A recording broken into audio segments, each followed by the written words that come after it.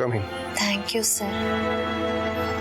ನಾನು ಆಗಲೇ ನಿಮ್ಮ ಹತ್ರ ಸುಳ್ಳು ಹೇಳಿ ನಿಮ್ಮನ್ನ ಮೀಟ್ ಆಗಕ್ಕೆ ಬಂದೆ ಅಂತಂದ್ರಲ್ಲ, ಈಗ ನೀವೂ ಸುಳ್ಳು ಹೇಳಿದ್ದು ಸರಿನಾ? ಪ್ಲೀಸ್ ಸರ್, ಏನನ್ನೂ ಮುಚ್ಚಿಡಬೇಡಿ. ಇದು ನನ್ನ ಬದುಕಿನ ಪ್ರಶ್ನೆ, ನಿಮ್ಮ ಸಂಜಯ್ ಪಾಟೀಲ್ನ ಜೀವನದ ಪ್ರಶ್ನೆ. ನೀವೊಬ್ಬರೇ ಈಗ ನನಗೆ ಸಹಾಯ ಮಾಡೋದಕ್ಕಾಗೋದು. ಸಂಜಯ್ ಪಾಟೀಲ್ ಬಗ್ಗೆ ನಿಮ್ಗೆ ಏನೇನು ಗೊತ್ತಿದೆಯೋ ಎಲ್ಲ ಹೇಳಿ sir. Coming.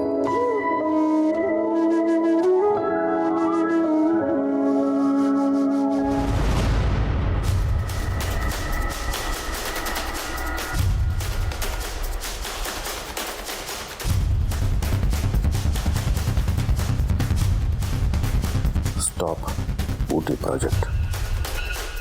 Bring back Anu right now.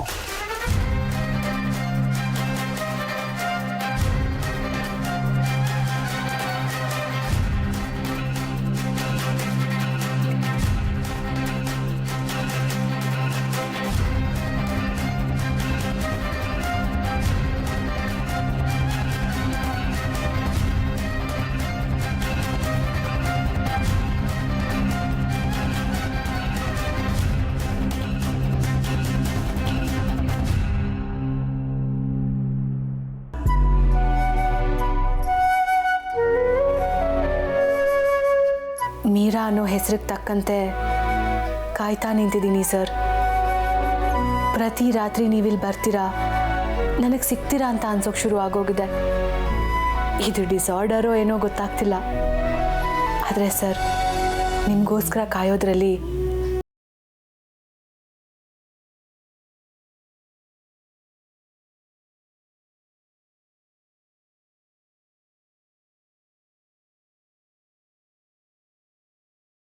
Bring back ಅನು ರೈಟ್ ನಾವು. ಏನಾಗಿದೆ ನಮ್ಮ ಸರ್ಗೆ? ಅನುನ ಈಗಲೇ ವಾಪಸ್ ಕಳಿಸ್ಕೊ ಅಂತ ಮೆಸೇಜ್ ಮಾಡ್ತಿದಾರಲ್ಲ. ಅಲ್ಲ, ಇದನ್ನ ಡೈರೆಕ್ಟಾಗಿ ಅನುಗೆ ಹೇಳ್ಬೋದಿತ್ತು. ಆದರೆ ನನಗೆ ಹೇಳ್ತಿದ್ದಾರೆ ಅಂದರೆ ಅವಳ ಜಾಗನ ನನಗೆ ಕೊಡ್ತಿದ್ದಾರಾ? ಸರ್ ಹೇಳಿದ ಕೆಲಸನ ಈಗಲೇ ಮಾಡ್ತೀನಿ.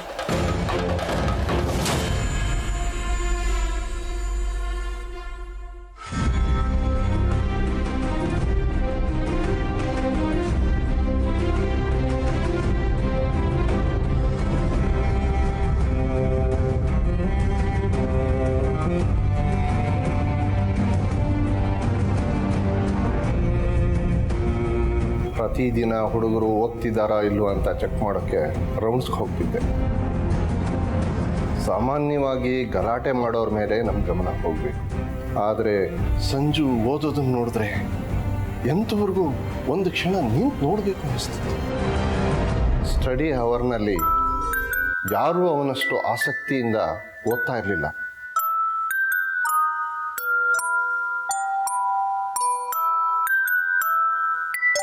ಅದಕ್ಕೆ ಅನುಮಾನವಾಗಿ ಅವನ ಹತ್ರ ಹೋಗಿ ನೋಡಿದ್ರೆ ಪುಸ್ತಕದ ಮಧ್ಯೆ ಕಾಮಿಕ್ಸ್ ಬುಕ್ ಇಟ್ಕೊಂಡು ಓದ್ತಾ ಇದ್ದ. ಮೊದಲು ಬೈದೆ, ಅವನ ಕಣ್ಣಲ್ಲಿ ಭಯ ಕಾಣಲಿಲ್ಲ. ಹೊಡೆಯೋಕೆ ಮುಂದಾದೆ, ಆದರೆ ಮನಸ್ಸಾಗಲಿಲ್ಲ. ಅವನು ಓದ್ತಾ ಇದ್ದಿದ್ದು ಒಳ್ಳೆ ಅಭಿರುಚಿ ಇರೋ ಕತೆ ಪುಸ್ತಕನೇ. ಅದರಲ್ಲಿ ತಪ್ಪೇನೂ ಇಲ್ಲ ಅನ್ನಿಸ್ತು. ಅದು ಅಲ್ಲದೆ ಕ್ಲಾಸಲ್ಲಿ ಅವನೇ ಟಾಪರ್ ಬೇರೆ.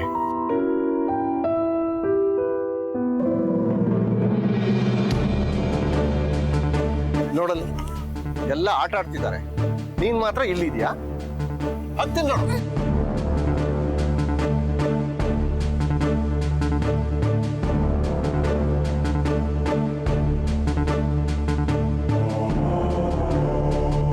ನಿನಗೆ ಕತೆ ಓದೋದು ಅಂದ್ರೆ ಇಷ್ಟನಾ? ನೀನು ಓದಿದ ಕತೆನ ನನಗೆ ಹೇಳ್ತೀಯಾ? ಬೇರೆ ಯಾರಿಗೂ ಹೇಳ್ಬಾರ್ದು, ಓಕೆ?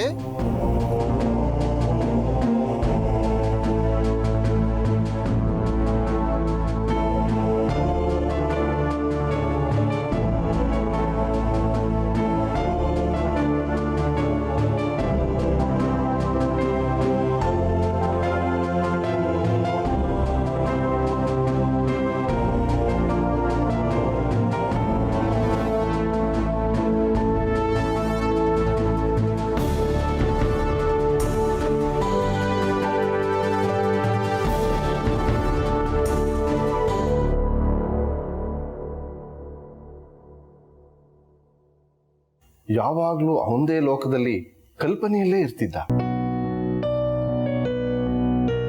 ಆದರೆ ಖುಷಿಯಾಗಿ ಇರ್ತಿದ್ದ. ನನಗಂತೂ ಅವನ ಜೊತೆ ಅವನು ಓದೋ ಕತೆಗಳನ್ನ ಕೇಳೋದು ಅಂದರೆ ತುಂಬ ಇಷ್ಟ. ಫಸ್ಟ್ ಟರ್ಮ್ ಎಕ್ಸಾಮ್ ನಡೀತಿದ್ದ ಸಮಯ ಅವನ ಊರಿಂದ ಕಾಲ್ ಬಂತು. ಮೊದಲು ವಾರಕ್ಕೊಂದ್ಸಲ ಅವರಮ್ಮ ಬರ್ತಿದ್ರು, ಅವ್ರ ಜೊತೆ ಅವ್ರ ಅಣ್ಣ ಬರೋರು. ಆದರೆ ಸ್ಕೂಲ್ ಹೊರಗೆ ಕಾರಲ್ಲೇ ಇರ್ತಾ ಇದ್ರು. ನಿಧಾನಕ್ಕೆ ಅವರು ತಿಂಗಳಿಗೊಂದ್ಸಲಿ ಬರೋಕ್ಕೆ ಶುರು ಮಾಡಿದ್ರು. ಆಮೇಲೆ ಕೇವಲ ಹಬ್ಬಗಳಿದ್ದಾಗ ಮಾತ್ರ ಬರ್ತಿದ್ರು. ಹಾಗೆ ಅವ್ರು ಬರೋದು ಕ್ರಮೇಣ ನಿಂತೇ ಹೋಯ್ತು. ಅವರು ಹೆಚ್ಚಾಗಿ ಫೋನ್ ಮಾಡ್ತಿರ್ಲಿಲ್ಲ, ನೋಡೋಕ್ಕೂ ಬರ್ತಿರ್ಲಿಲ್ಲ. ಅಪರೂಪಕ್ಕೆ ಫೋನ್ ಮಾಡಿ ಆರೋಗ್ಯ ವಿಚಾರಿಸೋರು ಅಷ್ಟೇ. ಆದರೆ ಆ ಸಲ ಅವ್ರು ಫೋನ್ ಮಾಡಿದ ಉದ್ದೇಶನೇ ಬೇರೆ ಇತ್ತು ಅನ್ಸುತ್ತೆ. ಏನು ಅಂತ ಸರಿಯಾಗಿ ಗೊತ್ತಿಲ್ಲ.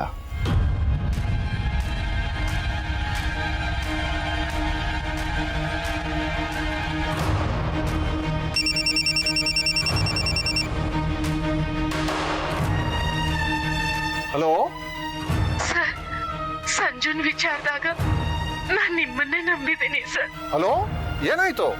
ಹಲೋ, ನೀವು ಅವನನ್ನು ನೋಡ್ಕೋಬೇಕು. Hello madam.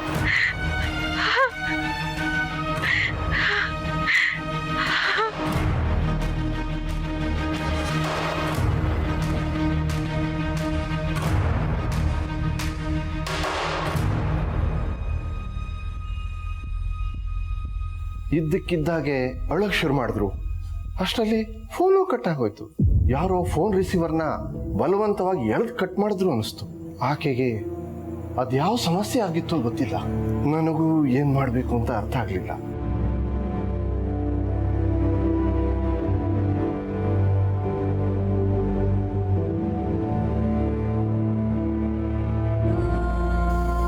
ಆಮೇಲೆ ಫೋನ್ ಬರ್ಲಿಲ್ವಾ ಅವರಿಂದ?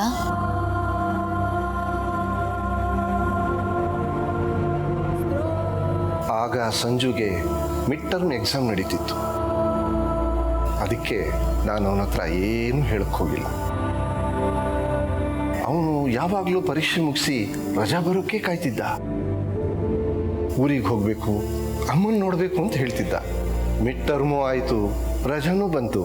ರಜಾ ಶುರುವಾಗೋಕ್ಕೆ ಒಂದು ವಾರ ಮುಂಚೆನೆ ಬಟ್ಟೆಗಳನ್ನೆಲ್ಲ ಪ್ಯಾಕ್ ಮಾಡಿ ಇಟ್ಕೊಂಡಿದ್ದ. ಪಾಪ ಚಿಕ್ಕ ಹುಡುಗ, ಅಮ್ಮನ ಮೇಲೆ ಪ್ರೀತಿ ಇಲ್ಲದೆ ಇರುತ್ತಾ?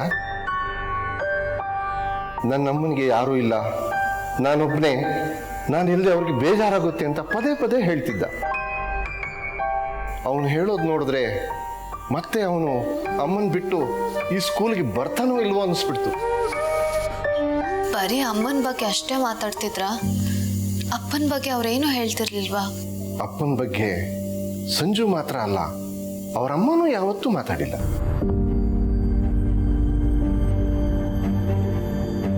ಸೊ ನಾ ಅದ್ರ ಬಗ್ಗೆ ಮಾತಾಡಕ್ಕೆ ಹೋಗಲಿಲ್ಲ.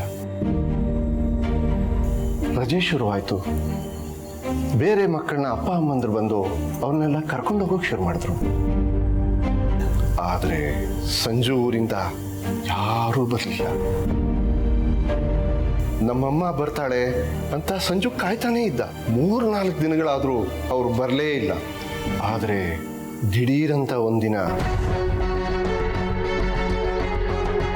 ಒಂದೇ ಸಮನೆ ಕಾಲ್ಗಳು ಬಂತು.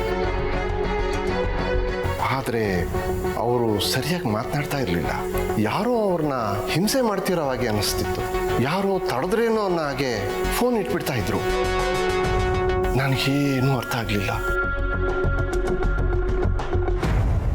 ಅಮ್ಮನಿಗೆ ಹೊರಡೋಕ್ಕೇನೋ ತೊಂದರೆ ಇದೆ, ಇನ್ನೊಂದು 2-3 ದಿವಸ ಕಾಯೋಣ ಅಂತ ಸಂಜುಗೆ ಸಮಾಧಾನ ಮಾಡ್ತೀನಿ. ಆಮೇಲೆ ಏನಾಯ್ತು?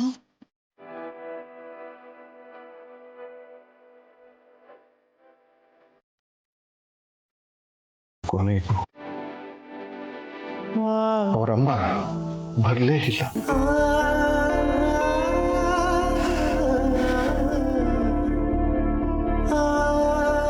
ಸಂಜು ಹಠ ಮಾಡೋಕೆ ಶುರು ಮಾಡ್ದ.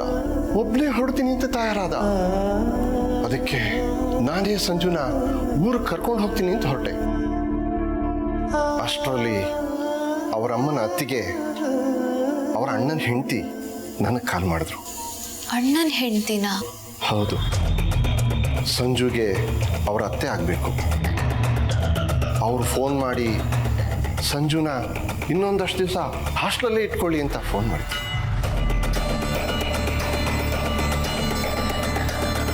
ಕಾರಣ ಹೇಳಿಲ್ಲ. ಅವರ ಅಣ್ಣನೂ ಅದನ್ನೇ ಹೇಳಿದ್ರು. ನಾನೇ ಬೇರೆ ದಾರಿ ಇಲ್ಲದೆ ಒಪ್ಕೊಂಡೆ. ಆದರೆ ಸಂಜು ಪ್ರಶ್ನೆಗೆ ನನ್ನ ಹತ್ರ ಉತ್ತರನೇ ಇರಲಿಲ್ಲ. ಅಮ್ಮ ಬರ್ತಾಳೆ, ಕರ್ಕೊಂಡು ಹೋಗ್ತಾಳೆ ಅಂತ ಒಂದಲ್ಲ ಒಂದು ರೀತಿ ಅವನ್ನ ನಂಬಿಸಿ ಸಮಾಧಾನ ಹೇಳ್ತಾನೆ ಇದ್ದೆ.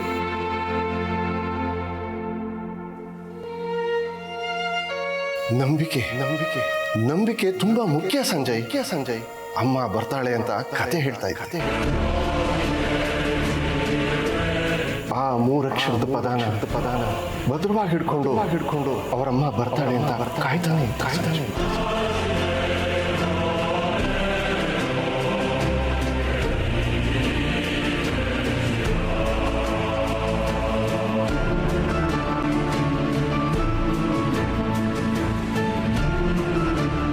ಯಾರು ಏನೇ ಅಂದ್ರು ನೀನು ನಿನ್ ಮೇಲೆ ಇಟ್ಟಿರೋ ನಂಬಿಕೆನ ಯಾವತ್ತೂ ಕಳ್ಕೊಬೇಡ. ನಂಬಿಕೆ ಬರೀ 3 ಅಕ್ಷರದ ಪದ. ಆದ್ರೆ ಇದು ನಮ್ಮ ಬದುಕನ್ನೇ ಬದಲಾಯಿಸುತ್ತೆ. ಅದಕ್ಕೆ ಉದಾಹರಣೆ ನಾನೇ. ತಗೋ ನಾನು ನಿನ್ನ ನಂಬ್ತೀನಿ. I trust you.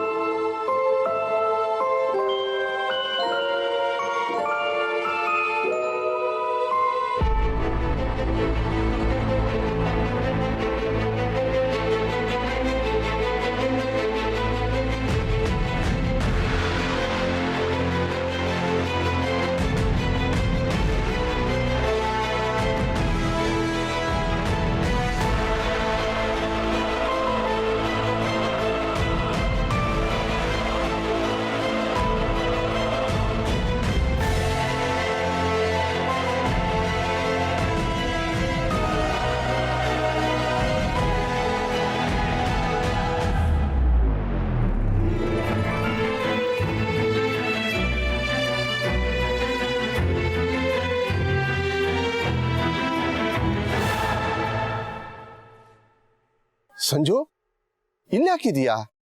ಇಲ್ಲಿ ಯಾರನ್ನ ಕಾಯ್ತಾ ಇದೀಯಾ? ಅಮ್ಮನ್ ಕಾಯ್ತಾ ಇದೀನಿ. ಅಮ್ಮ ಇನ್ನೂ ಬಂದಿಲ್ಲ.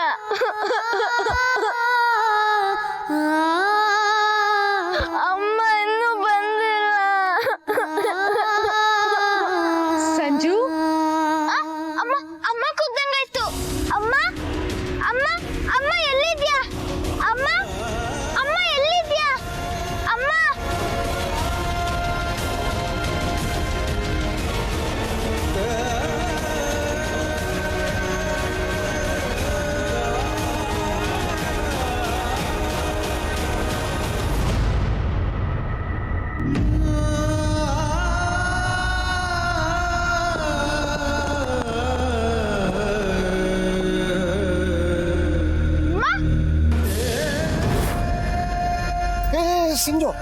ಸಂಜು ಹೇಳು.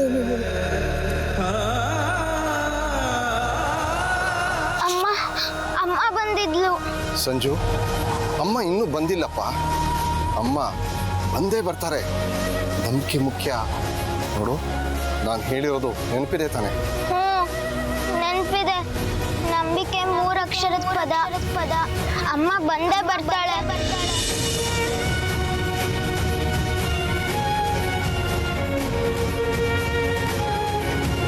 ಚಿಕ್ಕ ಹುಡುಗ ಇಷ್ಟೆಲ್ಲ ಕಷ್ಟಪಡೋದನ್ನ ನನ್ನಿಂದ ನೋಡಕ್ಕಾಗ್ಲಿಲ್ಲ. ಅವನನ್ನ ಸಮಾಧಾನ ಪಡಿಸೋದಕ್ಕೆ ಆವತ್ತು ನಾನು ಸುಳ್ಳು ಹೇಳಿದೆ. ಆದ್ರೆ ಆ ಸುಳ್ಳಿಂದ ಇಷ್ಟೆಲ್ಲ ಆಗುತ್ತೆ ಅಂತ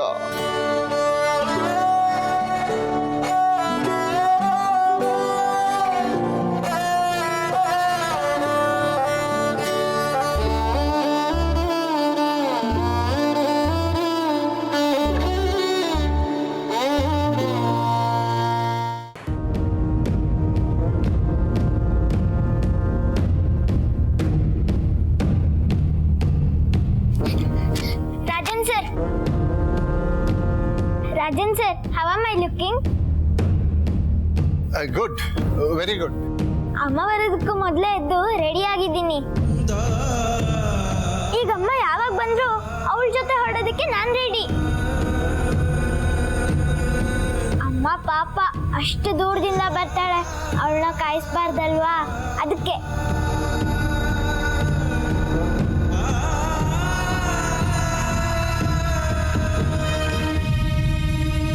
ಆಕ್ಚುಲಿ ಸಂಜು, ಅಮ್ಮ ಬಂದಿದ್ಲು.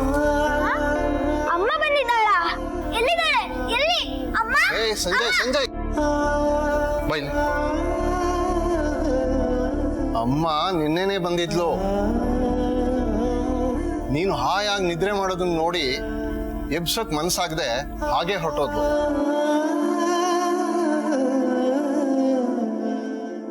ಅವಳು ಮತ್ತೆ ಯಾವಾಗ ಬರ್ತಾಳೋ ಅವಾಗ ಹೋದ್ರಾಯ್ತು. ಓಕೆನಾ? ಈಗ ನೀನು ಓದ್ಕೊಳ್ಳೋದು ಆಡ್ಕೊಳ್ಳೋದು ಮಾಡು. ಹಾ, ಅಮ್ಮ ಬಂದಿದ್ಲ, ಅಮ್ಮ ಹೊರಟೋದ್ಲ. ನೀವ್ ಎಪ್ಸೋದಲ್ವಾ? ಯಾಕೆ ಹೋಗಕ್ ಬಿಟ್ರಿ? ನೀನು ನಿದ್ರೆ ಮಾಡ್ತಿದ್ಯಲ್ಲಪ್ಪ, ಅದಕ್ಕೆ. ಅಮ್ಮ ಬಂದಿರೋದ್ ಗೊತ್ತಿದ್ರೆ ನಾನು ಎದ್ದೇಳ್ತಿದ್ದೆ. ನನಗ ಅಮ್ಮ ಮುಖ್ಯ, ನಿದ್ದೆ ಅಲ್ಲ.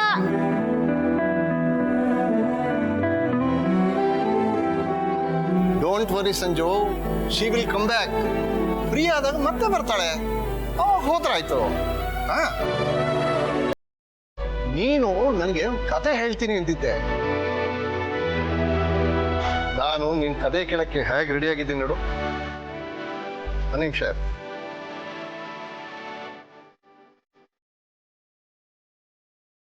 ಅಲ್ವಾ, ನಿಂಗೆ ಇಷ್ಟವಾದ ಬಸ್ಸು ಓದ್ತಿಯಲ್ಲ, ತಗೊಳ್ಪ. ತಗೋ ಸಂಜಯ್, ತಗೋ, ಓದು.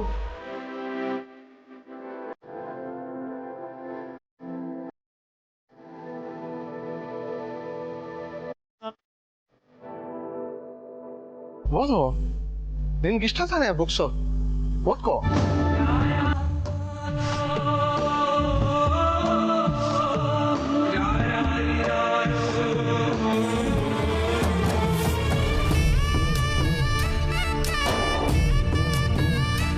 ಯಾಕಮ್ಮ ಹೋದೆ?